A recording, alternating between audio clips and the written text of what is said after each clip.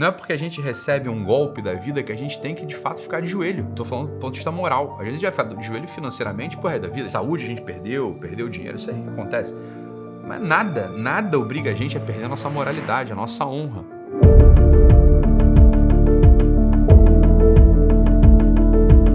Então eu recebi um caso até bem escrito, beleza? Um comentário outro, uma correção outra, mas vem comigo aqui, ó. Dados do paciente: altura 1,66, peso 89 quilos, idade 39 anos, sexo feminino, estado civil casada, profissão desempregada. Queixa principal: me sinto muito triste, desanimada, choro por coisas do passado. Quando começou o quadro? Na adolescência. Como o paciente estava antes do quadro? Era constantemente humilhada pelos irmãos e a mãe. Relata que sempre foi tratada com diferença e se sentia excluída. Então vamos lá. É uma moça de 39 anos, casada, desempregada, cuja queixa principal é: me sinto muito triste, desanimada, choro por coisas do passado. Tá? Como o paciente estava antes do quadro? Era constantemente humilhada pelos irmãos e mãe. Relata que sempre foi tratada com diferença e se sentia excluída. Qual a evolução do quadro? Se sente da mesma forma desde a adolescência. Como está o sono da paciente? Não é muito bom. Poucas vezes consegue dormir bem. Costuma acordar à noite. Tá? Tem alguma outra doença? Não possui outras doenças. História fisiológica do paciente: sente dores na coluna por causa de um acidente de carro que ocorreu há 1 ano, motivo pelo qual está desempregada, pois não consegue realizar certas tarefas. Tem tentado se aposentar pelo INSS. Anotem isso aí. Tem tentado se aposentar pelo INSS. Fazia uso de fluoxetina, alprazolam e amitriptilina, mas parou de tomar por conta própria para conseguir viver. Palavras do paciente, né? Para conseguir viver. Pois ficava muito sonolenta. Diz fazer acompanhamento com o psiquiatra. Beleza? Também relata ter tido crise de pânico na adolescência. História social do paciente: não trabalha desde o acidente sofrido, né, há 1 ano. Atualmente, faz curso técnico de enfermagem gratuito por um programa do governo. Anotem isso, por um programa do governo.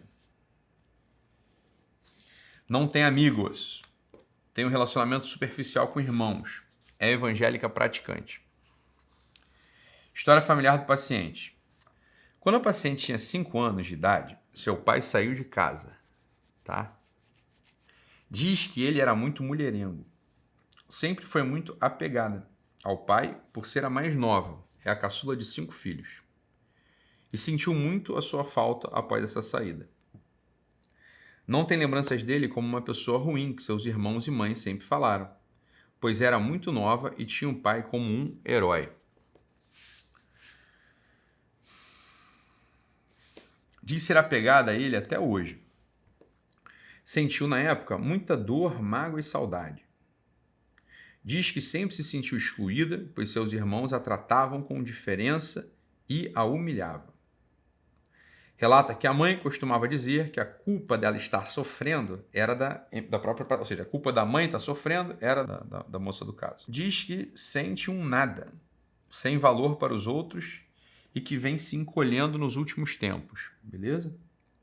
Também relata que sua família materna tem histórico de hipertensão e surto psicótico. Teve tios internados por isso. Diz que sua mãe já teve surto. Exame psíquico. Atendimento online. Ao ligar a câmera, a paciente estava quase deitada no sofá. Mas como o fone de ouvido não estava funcionando, buscou outro e ficou em um quarto, aparentemente sentada no chão. Estava com o cabelo preso, sem maquiagem e as unhas não estavam pintadas. Enquanto pedia seus dados, ela começou a chorar e não parou em nenhum instante até o final da sessão. Após dizer o que a levou a buscar terapia, começou a contar a sua história familiar. Após dizer que sempre se sentiu um nada e sem valor para os outros, questionei-a como foi quando conheceu seu esposo. Disse que foi a única vez que se sentiu amada e querida. Está casada com ele há 10 anos. Tem 2 filhas. Ambas não são filhas do atual marido. Contou que teve um relacionamento, moraram juntos, com o pai de suas filhas por 3 anos, mas era muito turbulento. Diz que ele era exatamente igual ao pai, com um acréscimo de problema. Ele não trabalhava. Diz que não aguentava mais e após 3 dias após o nascimento da sua segunda filha, foi embora de casa e voltou para sua cidade para morar com a mãe. Depois disso, conheceu seu atual esposo. Moraram no lote da mãe. Mas quando seu pai adoeceu, começou a cuidar dele. Sua mãe os expulsou do lote e diz acreditar que foi por começar a cuidar do pai que ela fez isso, pois foi exatamente na mesma época.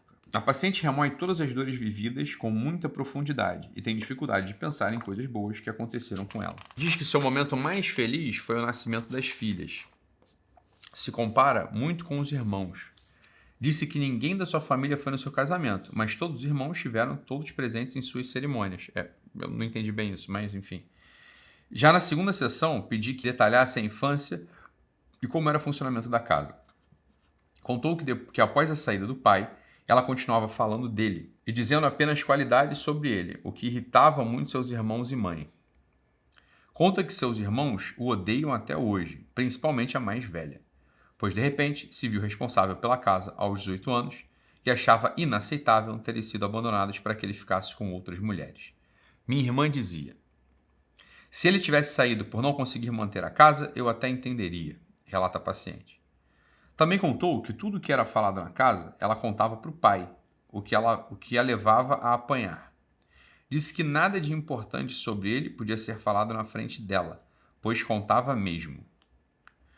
Após o detalhamento, percebi que ela foi um bode expiatório da família. Anotem isso. Após o detalhamento, percebi, aí a nossa relatora do caso diz que percebeu que a menina foi um bode expiatório da família. Ela estava sempre ali, mantendo a memória dele e falando coisas boas, quando ninguém o enxergava assim. Todos ficavam muito irritados quando ela falava bem do pai. Vamos lá, súmula psicopatológica, aparência. Estava sem maquiagem, cabelos presos. Possui olheiras grandes e pintas pretas pelo rosto. Seu rosto demonstrava tristeza. Atitude. Na maior parte do tempo, estava com a mão apoiada no rosto. Apenas o polegar e o indicador levantados e os outros 3 dobrados. Tipo assim, né? Seu rosto estava levemente inclinado para a lateral. Psicomotricidade. Movimentava pouco as mãos e a cabeça, mas quando fazia, eram movimentos lentos. Não consegue formar conceitos. Linguagem prosódia e conteúdo. Narra sua história de modo entristecido, ressaltando apenas o que houve de mal. Seu tom de voz é baixo e o modo de falar é arrastado. Vontade, hipobúlica. Memória, só guarda coisas ruins que acontecem. Imaginação. Não consegue imaginar outras possibilidades na vida. Consciência de morbidade, consciência do eu. Tá? Consciência obnubilada. Consciência obnubilada é uma outra coisa. Consciência obnubilada é quando a pessoa está próxima do coma, alguma coisa do tipo, tá? Não tem consciência de morbidade. Beleza? Pensamento. Lento, linear, com conteúdo triste. Afetação, embotada. Orientação, localizada no tempo e no espaço. Prospecção. Tem vontade de fazer uma faculdade após concluir o curso técnico. Pretende entrar na natação ainda esse ano. Avaliação global do paciente. Fonte de sofrimento simbólica, não identificada. Fonte de sofrimento física, dor na coluna. Fonte de sofrimento afetiva, não se sente querida, amada e que não tem valor. Fonte de sofrimento intelectual. Não consegue inteligir a realidade e olhar para as coisas do mundo diferente com um prisma, sem prisma da rejeição. Fonte de sofrimento espiritual. Não conseguir transcender as situações. Tá. Perfeito. Muito bom. Vamos lá. Algumas coisas me chamam a atenção nesse caso, tá? E aí eu queria começar discutindo por um ângulo aqui, que é um ângulo mais amplo, né? Então, sempre que a gente está diante de uma pessoa, não é sempre, mas quando a gente está diante de uma pessoa que é o nosso paciente, alguém que está vindo conversar com a gente, que nos tem como alguém que pode ajudar, e se a gente quiser, de fato, exercer essa função de modo técnico, convém que a gente não se deixe arrastar, não é isso? Por uma emoção ou por uma empatia mais imediata, né? Mais fácil, por assim dizer. Com isso, atenção, não estou dizendo que a gente não tem que ter empatia com as pessoas, é claro que a gente tem que ter empatia com as pessoas, mas a empatia, ela não significa necessariamente a gente experimentar os mesmos sofrimentos que a outra pessoa do modo que ela está comunicando a gente, ou pelo recorte que ela fez, né? Então, imagina só que alguém chega pra gente com raiva, irritado com uma pessoa, com um terceiro, E a gente não ajuda muito se a gente vai em barco, é isso aí mesmo, você tem que ir lá e matar ele, você tem que ir lá e bater nela. A princípio, não, óbvio, né? Então a gente tem que. Há um jeito de ouvir, não é um jeito de ouvir duvidando do outro, não é isso. Mas é analisando a situação. Então, quando a gente está numa situação como essa, uma primeira coisa que me chama muita atenção, não sei se vocês percebem isso, é uma coisa que é um traço muito comum para a gente aqui, né? No nosso meio. Vou falar no Brasil porque é onde a gente está, mas isso não é, atenção, isso não é privilégio do Brasil, né? Mas no nosso meio é muito comum esse desastre, assim, existe uma catástrofe familiar aqui. Uma catástrofe familiar que não é só dela, né? Então, a catástrofe familiar que ela já nasceu numa família muito desestruturada, uma família péssima, no fundo. Ela nasceu numa família ruim mesmo, ou seja, é um pai que resolveu montar uma família, mas é mulherengo e transparece isso para a família, né? Deixa todo mundo perceber, e não só deixa perceber, como abandona a família com uma criancinha lá de 5 anos para viver com uma outra mulher. Então, assim, é uma tragédia. Aí, em cima dessa tragédia, soma-se outra, que é do mau hábito de ficar falando mal de todo mundo. Ou seja, a garota tinha 5 anos e fica ouvindo todo mundo falar mal do pai, né? A irmã falando mal do pai, a mãe falando mal do pai. E veja, não deviam falar só mal do pai, deviam falar mal de tudo o tempo todo, fazendo fofoca. É o mais habitual, né? O mais habitual. Então, o que eu queria falar com vocês aqui, queria inaugurar uma ideia com vocês, vocês já têm isso de algum modo, certamente, né? Porque a gente já discutiu isso em outros momentos. É que existe uma ideia, que ela é repetida a exaustão em alguns meios, que é a ideia de que a família é a célula-mãe da sociedade, né? Então, que a célula mais importante da sociedade, ou que a estrutura mais importante da sociedade é a família, né? E se as famílias estão fracas, se as famílias estão ruins, se as famílias não vão bem, a sociedade fica fraca, a sociedade fica ruim, a sociedade não vai bem. É o que em geral se fala. Isso se repete a exaustão, inclusive em meios bons, né? Em meios intelectuais, em meios religiosos, em meios conservadores, enfim, as pessoas falam isso o tempo todo. Ou seja, se a família está mal, a sociedade vai mal, e por aí vai. E aí tem-se uma ideia de que é possível ter uma vida de família ordenada a partir da própria família, ou seja, como se a família fosse causa sua, como se a família fosse causa de si própria, como se a família tivesse recursos, como se esse casal aí tivesse recursos para poder para poder inventar um modo de viver que fosse digno, que fosse bom, etc, né? Olha, a questão é que a gente percebe isso historicamente falando. Então, as famílias, elas aparecem, olha que coisa curiosa, as famílias, elas aparecem dentro de uma sociedade organizada em geral a partir de uma família anterior muito organizada. O sistema nobiliárquico é o único sistema natural no mundo, ou seja, a nobreza, por assim dizer, ela é necessária de algum modo. É necessário que haja uma família, né? Uma família forte, uma família moral, uma família justa. Em torno dessa família, uma família forte, moral e justa. Em torno dessa família, começam, enfim, outras famílias se agrupam e gozam da autoridade da família primeira, da família primitiva, da família primal. Essa família primeira, primitiva ou primal, que em geral conquistou um território a partir da nobreza, da valentia dos homens daquela casa, ou a partir do engenho das pessoas daquela casa, essas famílias são em geral as famílias dos reis. E logo em seguida você tem a organização social em torno da família nobre, né? Olha, acontece o seguinte, num mundo como o nosso, que desde o século XVIII cortaram a cabeça dos reis e não existe mais a noção ou a ideia de uma realeza que de fato tenha essa função estruturante, na verdade, quer dizer, aqui no Brasil, por exemplo, a noção da realeza ela já se perdeu há muito tempo. Ninguém nem lembra, ninguém nem sabe o que são os princípios da realeza, os princípios da nobreza. E aí é o seguinte, as famílias, coitadas, elas não têm muito para onde olhar. As famílias não sabem qual que é o modelo de família padrão, qual que é o modelo de família a ser seguido, isso não se tem. E começa a aparecer um monte de recursos da religião, recursos da filosofia, tentando orientar como que cada família concreta melhor vai viver. E a tragédia não se resolve. Veja, a mulher aqui em questão, a paciente, ela é evangélica, disse. E daí que é evangélica? Teve um casamento lá. Não teve casamento? Ela juntou com um cara lá no início, que era pior que o pai dela, porque além de mulherengo não gostava de trabalhar. Fez 2 filhos com o cara, não é isso? Ficou pelo menos 7 anos com ele. Não importa, ela tem um conjunto. Ela foi, imagina, cresceu na igreja, evangélica, praticante, ele disse aqui. Mas Isso aí não dá em nada. Você tá entendendo? Não faz diferença. A coisa é desestrutura do mesmo jeito, porque acontece o seguinte, só o sistema filosófico, só o conjunto de crenças para o ser humano, para a maioria dos seres humanos, acaba se tornando uma coisa muito fraca. São necessários exemplos concretos, próximos. O exemplo concreto próximo de família, o exemplo concreto de família mais próximo, que sempre teve presente em todas as organizações sociais que conseguiram montar uma ordem, são as famílias nobres, a nobreza. E quando a nobreza começa a se corromper, atenção, todas as outras famílias se corrompem junto. Isso é um evento, isso dá pra gente remontar, isso dá pra gente estudar historicamente no mundo, tá?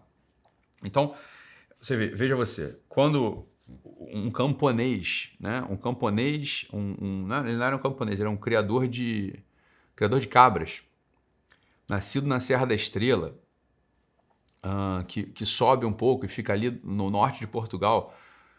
Quando ele percebe que está havendo a invasão dos romanos naquele território, que é o território da Lusitânia, ele se organiza e organiza a sua família, e em torno dessa organização dele, da sua família, organizam outros camponeses que lutam contra a máquina de guerra romana e vencem a máquina de guerra romana. Esse sujeito chamado Viriato, ele dá para se falar que ele é um dos primeiros fundadores da tribo lusitânia, da tribo lusa. Da tribo da Lusitânia, que é a tribo lusa, que depois ali, né, ali é o território de Portugal. Claro, Portugal mesmo só vai ser fundado com o rei, com o Afonso Henriques, né? Mas anteriormente, veja, já tem exemplos de famílias, isso é constante na história do mundo. Você pode perceber que toda a história do mundo, não só ocidental, oriental também, mas aqui pra gente importa mais a gente falar da nossa experiência mais próxima, né? Então a gente vê que sempre existem casas, e por isso que se chama, né, na nobreza, a casa de Orleans, a casa de Bragança, a casa de Habsburgo. Sempre assim, ó, casa no sentido é casa mesmo. Existe uma casa, como uma família lá, estruturada, uma família nobre, honrada, leal, justa, digna, diante da qual todos os olhares se depositavam. E essas famílias inspiram as famílias que estão ali no seu círculo. Cada família, claro, vai ter uma função naquele reino. Vai ter a corte, vão ter os camponeses, vão ter os tecelões, vai ter os padeiros, vai ter etc, etc, etc. Mas as famílias que vão orbitar a nobreza, elas têm um referencial muito claro. Isso é fundamental. Ou seja, sem exemplos de famílias concretos, reais, a sociedade padece. E diante disso, atenção, as ideias não vencem. Eu vou dizer para você uma coisa, a religião não vence. Claro que a religião teria força para isso. Quem não tem força são as pessoas, que sem exemplos concretos próximos, entende?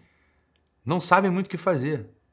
Tem que inventar um modo. E aí é evidente, de 1000 famílias, uma consegue, através dos princípios aprendidos, inventar, né, o modo de sempre, que é o modo da nobreza. É o modo nobiliárquico. Repito, olha para o Brasil, olha para uma situação. Essa aqui é a situação do Brasil, mesmo. Assim, essa aqui é a situação do Brasil recente. Essa aqui é a história de, sei lá, 70% das famílias. Um sujeito se junta com uma mulher com uma intenção mais ou menos canina, por um lado, e por outro, claro, uma pressão social de que tem que casar, mas casa e ao mesmo tempo continua mulherengo. E pior, é mulherengo, mas não é nem honrado, no sentido de que não sustenta a bronca, não mantém a família, né? E larga a família. E a mãe, ela também não consegue dar uma resposta honrada para isso. Porque, olha só, atenção, não é porque você foi abandonado, não é porque você foi humilhado, não é porque você precisa se tornar uma pessoa desprezível.